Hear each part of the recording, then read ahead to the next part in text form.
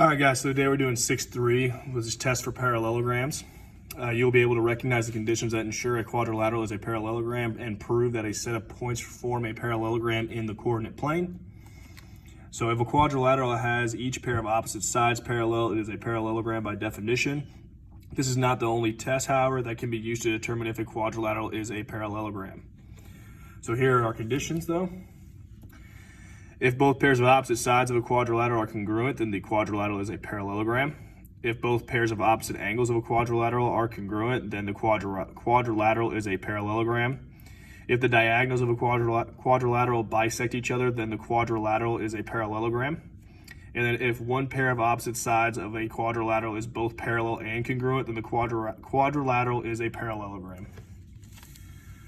And so then up here we have a concept summary. Prove that a quadrilateral is a parallelogram. Show that both pairs of opposite sides are parallel. Show that both pairs of opposite sides are congruent. Show that both pairs of opposite angles are congruent. Show that the diagonals bisect each other.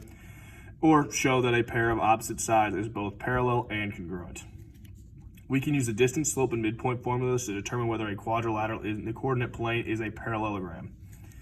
The midpoint formula, to show that a quadrilateral is a parallelogram, you can use the midpoint formula. If the midpoint of each diagonal is the same point, then the diagonals bisect each other.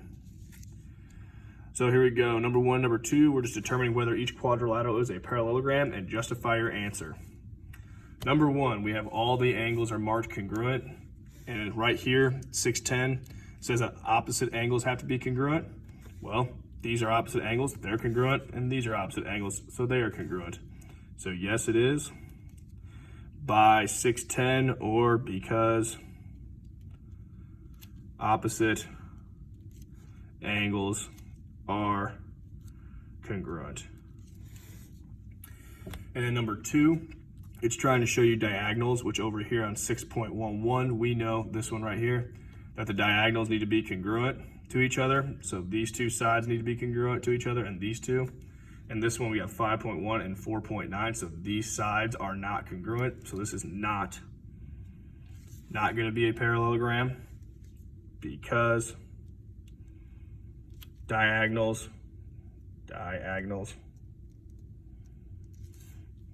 do not bisect each other.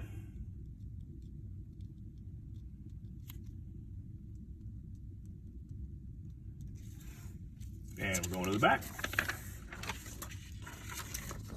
All right. So number three, kites. Charmaine is building the kite shown below. She wants to be sure that the string around her frame forms a parallelogram before she secures the material to it. How can she use the measures of the wooden portion of the frame to prove that the string forms a parallelogram, and explain your reasoning? So kind of like on number two that we just did, what she could say is that this AP will be congruent to CP, and double check that. And then DP will be congruent to PB. And that would make this a parallelogram. So if the diagonals bisect each other,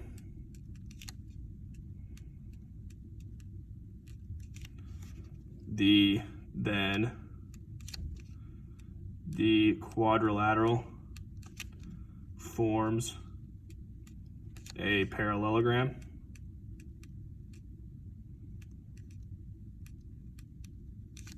So AP has to equal CP and DP has to equal BP. And then the string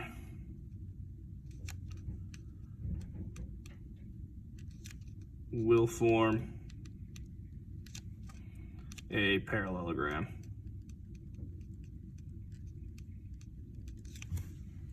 So again, if the diagonals bisect each other, then the quadrilateral forms a parallelogram.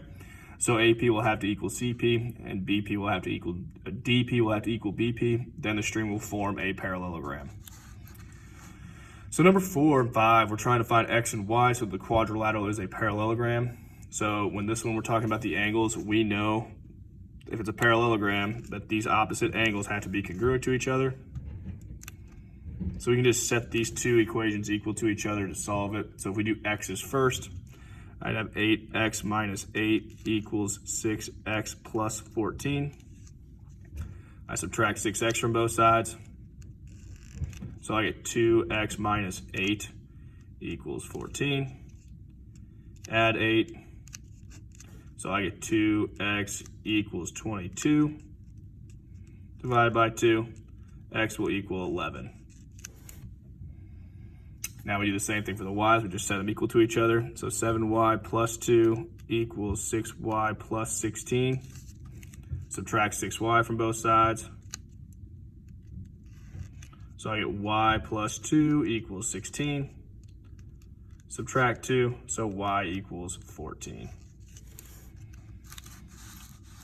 Number 5, they give us the sides now, and we know that opposite sides in a parallelogram are congruent. So we do the same sort of setup. We'll have 2x plus 3 equals x plus 7. Subtract x from both sides. So I get x plus 3 equals 7. Subtract 3. So x will equal 4. Do the same thing for the y's. So I'll have 3y minus 5 equals y plus 11. I'm going to subtract y from both sides to get 2y minus 5 equals 11. Add 5. So 2y will equal 16. Divide by 2, y equals 8. And moving on to our coordinate geometry, we're going to graph each quadrilateral with the given vertices, determine whether the figure is a parallelogram, and then justify our answer with the method indicated. So first thing we got to do is graph this thing. So A is at negative 2, 4. B is at 5, 4. C is at 8, negative 1. And D is at negative 1, negative 1.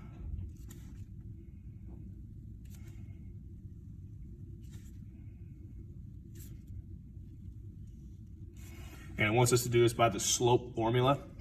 So what we need to do is, first of all, we don't need to worry about the horizontals because these both have a slope of 0.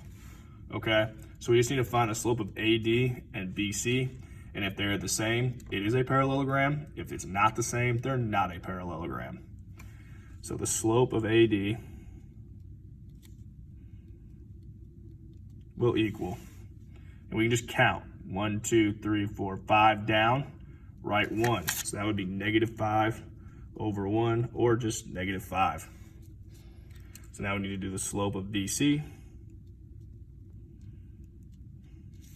which is down 1, 2, 3, 4, 5, and then write 1, 2, 3. So that's negative 5 over 3. So they are not the same. So that means AD is not equal to BC. So this is not a parallelogram. I can't even spell parallelogram now. Parallelogram. Just sound it out, I guess.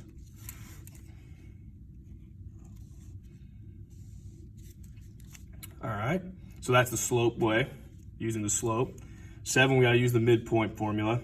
So I'm gonna go set it up. We got negative 5, 4 for W, 3, 4 for X, 1, negative 3 for Y, and then negative 7, negative 3 for Z.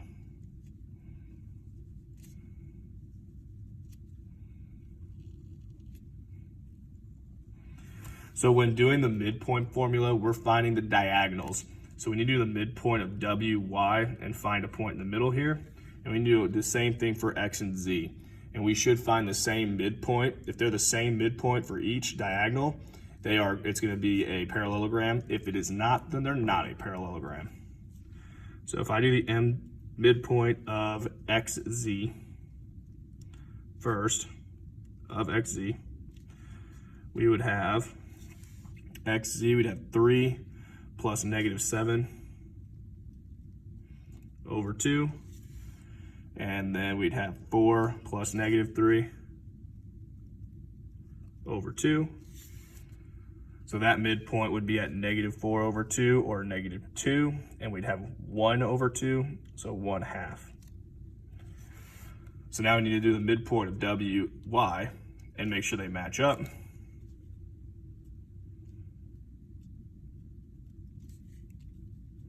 So WY we would have negative 5, 1